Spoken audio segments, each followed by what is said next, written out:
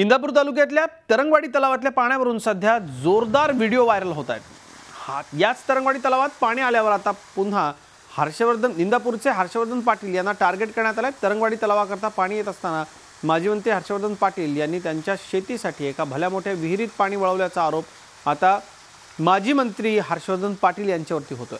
दरम्यान गावचे काही ग्रामस्थ आणि राष्ट्रवादीचे कार्यकर्त्यांनी हा व्हिडिओ व्हायरल केला असून हा राजकीय डाव असल्याचं हर्षवर्धन पाटील यांनी स्पष्ट केलं।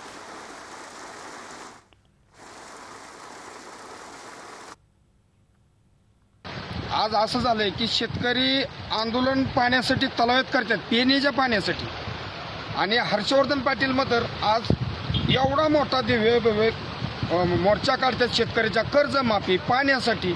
आणि आज आम्ही त्यांच्या विहिरीवर इथं जर आलोय तर तलावात पाणी पिण्याला न जाण्याऐवजी त्यांच्या विहिरीत पाणी आम्ही तिथं जाऊन उभा राहून प्रत्यक्ष पाणी करून आलो।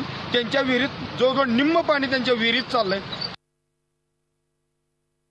पाण्याच्या संदर्भातला जो काही आरोप केला जातो तो आरोप बिनबुडाचा आहे। त्यात कुठल्याही प्रकारचं तथ्य नाही आणि कुठलंही पाणी आमच्या तिथल्या विहिरीमध्ये आलेलं नाही। या उलट टँकरद्वारे त्या विहिरीमध्ये गेली 1.5 महिन्यापासून पाणी पुरवठा टाकून पाणी वापरलं जाते। त्यामुळे हे सगळे बिनबुडाचे आरोप आहेत। कदाचित आता तालुक्यातलं वातावरण वेगळं झाल्यामुळे अशा प्रकारचं काही राजकीय हेतून असे काही आरोप केले जातात, त्याच्यात काही फार तथ्य नाही। झी 24 तास रहा एक पाऊल पुढे।